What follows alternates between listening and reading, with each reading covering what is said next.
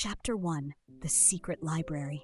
Charlotte snuggled under the big, fluffy blankets in her grandfather's enormous house. The old wooden walls creaked softly as the wind whispered outside. It was a very big house, so big that it felt like it had 1,000 rooms, and maybe even a few secrets. She turned over and sighed. She wasn't sleepy at all. Maybe if I read a little, I'll feel tired, she thought. Carefully, she slipped out of bed, her feet barely making a sound on the wooden floor. She tiptoed down the long, dark hallway toward her grandfather's study. That was where he kept all his books, rows and rows of them stacked high on tall wooden shelves. But as soon as she stepped inside, something strange happened. A whisper, a tiny rustling sound. Charlotte's heart skipped. She spun around. The room was empty. Then, thump, a bookshelf near the corner moved. Just a little, like someone had nudged it. Charlotte's eyes went wide. Was there a mouse behind there? Or maybe something else? Very carefully, she walked over and placed her hands on the shelf. She gave it a tiny push. Skrrrch! The bookshelf slid open, revealing a door. A small wooden door, right where the wall should have been. Charlotte gasped. Her fingers tingled with excitement. Should she open it? Of course she should. She grabbed the handle and turned it. Creak! Behind the door was a staircase, spiraling down, down, down into the darkness. Tiny golden lights twinkled along the walls, glowing like fireflies. Charlotte's heart pounded. A secret passage, she whispered. She tiptoed down the stairs, holding onto the smooth wooden railing. The air smelled like old books and something sweet, like warm vanilla and cinnamon. At the bottom of the stairs, she reached another door. But this one wasn't wooden. It was made of books. Yes, books. Stacked neatly, one on top of the other, all different colors and sizes. And right in the middle, in swirling golden letters, were the words, "The Midnight Library." Charlotte stared in wonder. A library? Hidden inside a library? She reached out, her fingers brushing the golden letters. As soon as she touched them, whoosh! The book door swung open. Charlotte stepped inside and gasped. The room was massive. More bookshelves stretched up higher than she could see. Floating lanterns drifted through the air, twinkling softly. And the books, oh, the books! Their covers glowed like tiny stars. But the strangest part? The whispering was louder now.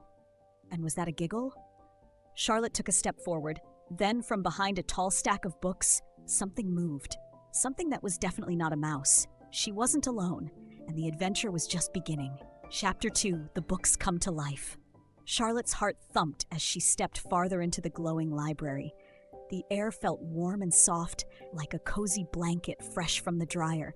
The whispering sounds swirled around her like pages flipping all at once. Then, ahem, Charlotte jumped. She spun around to see a cat, not just any cat. A very large, very fluffy, very grumpy-looking cat sitting on a pile of books. He had gray fur, a little pair of round glasses, and a tiny blue bow tie.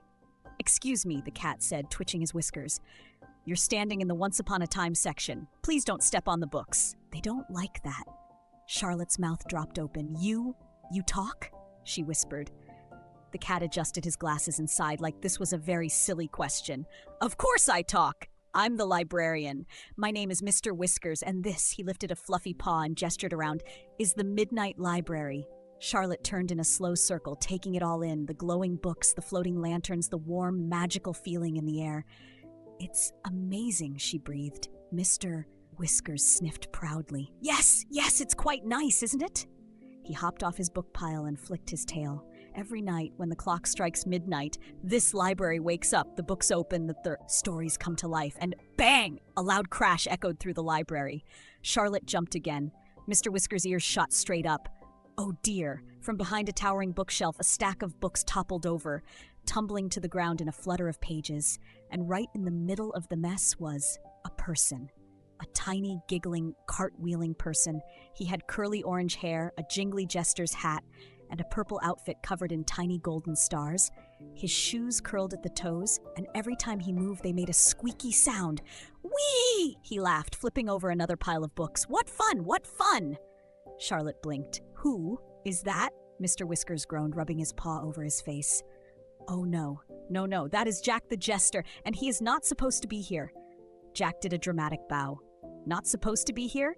Oh, Mr. Whiskers, you wound me. He clutched his chest and pretended to faint onto a stack of books. I was simply feeling a bit adventurous. Charlotte couldn't help but giggle. Mr. Whiskers did not giggle. He stomped his little paws. "Jack, you escaped from your book again, didn't you?" Jack grinned. His eyes twinkled. "Perhaps.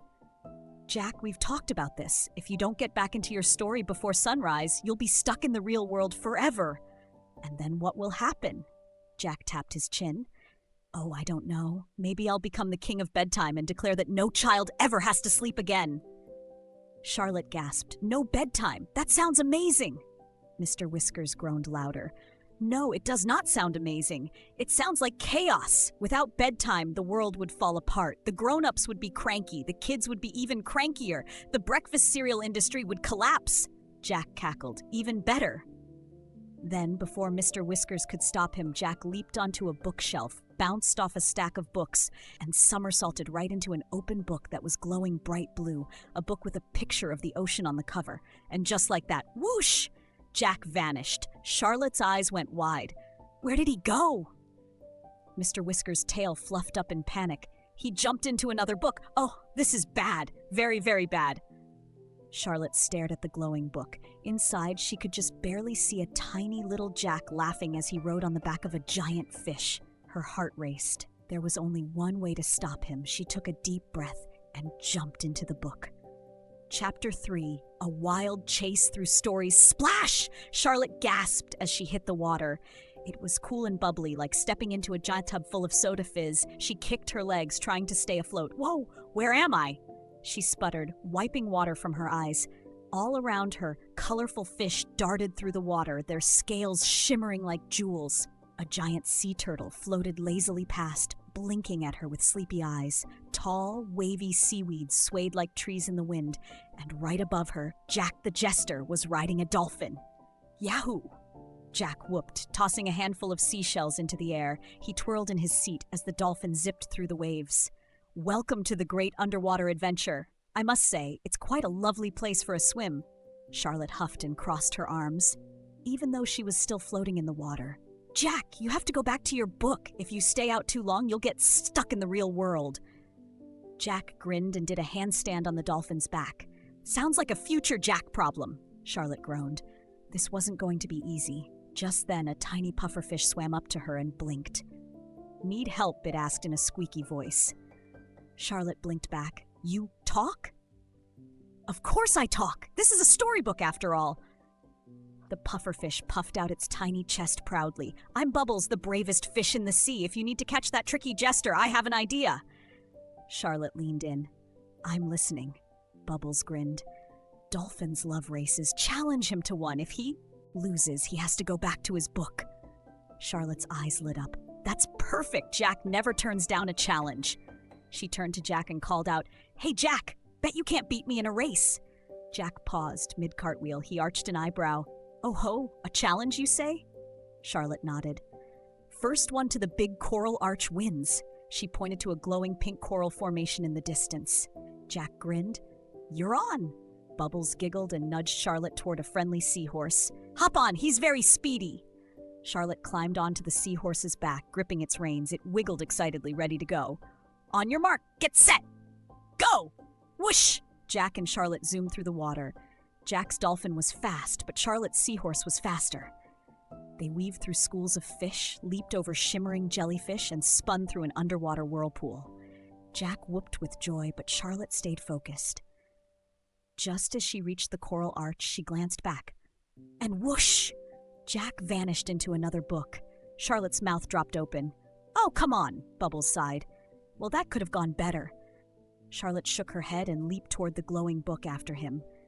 And just like that, whoosh, she landed in a jungle.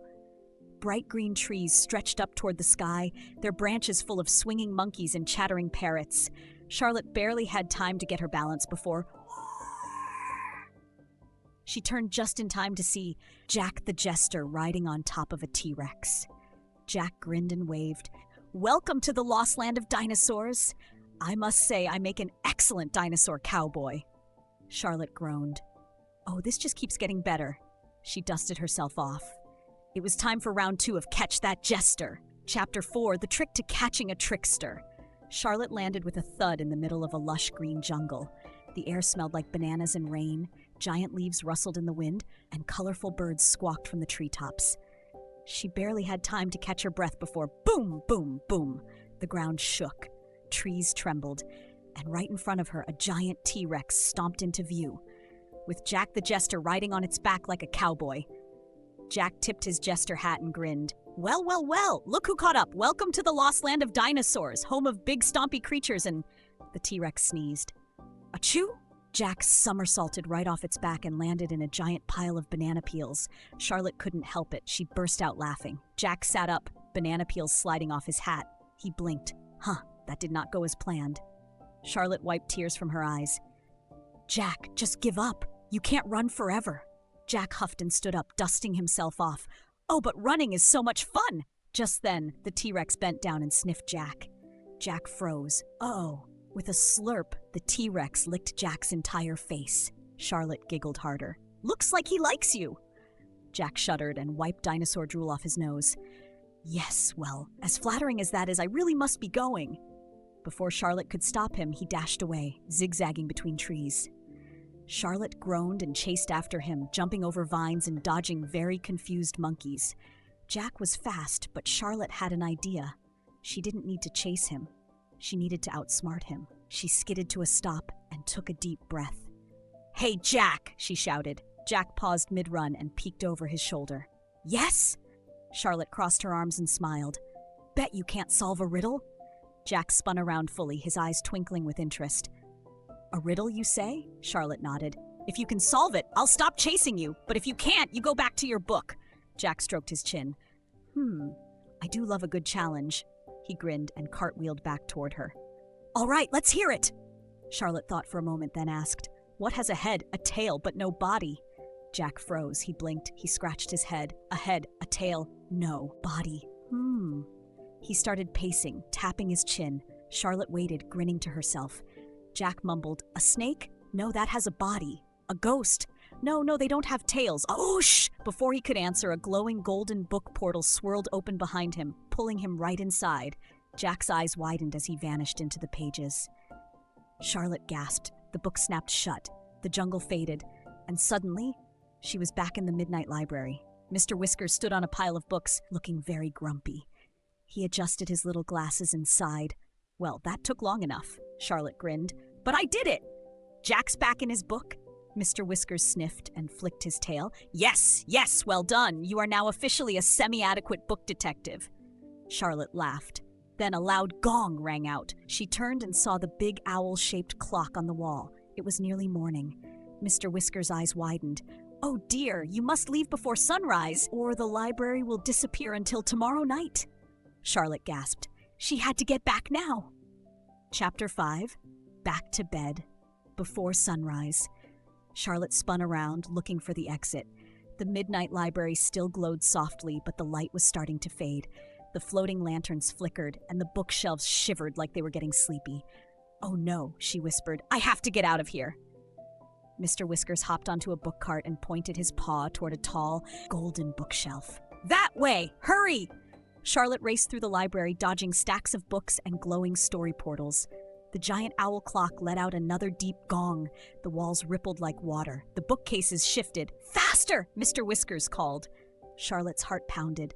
The golden bookshelf slid open, revealing the twisting staircase she had come down earlier. She leaped onto the steps and ran up, up, up. The library behind her faded, the whispering voices of the books turning to soft, sleepy sighs. Just as she reached the top, whoosh! She tumbled through the secret door and landed right back in her grandfather's study. The bookshelf swung closed behind her. The room was quiet. No glowing books, no floating lanterns, just the soft ticking of her grandfather's old clock. Charlotte sat up, breathing hard. Had it all been real? She turned to the bookshelf where the secret door had been. It looked normal now. No door, no golden letters. But then, a tiny piece of golden confetti floated down from the shelf. Charlotte grabbed it, turning it over in her fingers. She giggled. Jack, she whispered. She stood up, rubbing her sleepy eyes, and tiptoed back to her room. As she slid under the covers, she felt warm and happy. The midnight library was real, and maybe, just maybe, it would open again tomorrow night. As Charlotte drifted off to sleep, she heard a very faint, very mischievous giggle.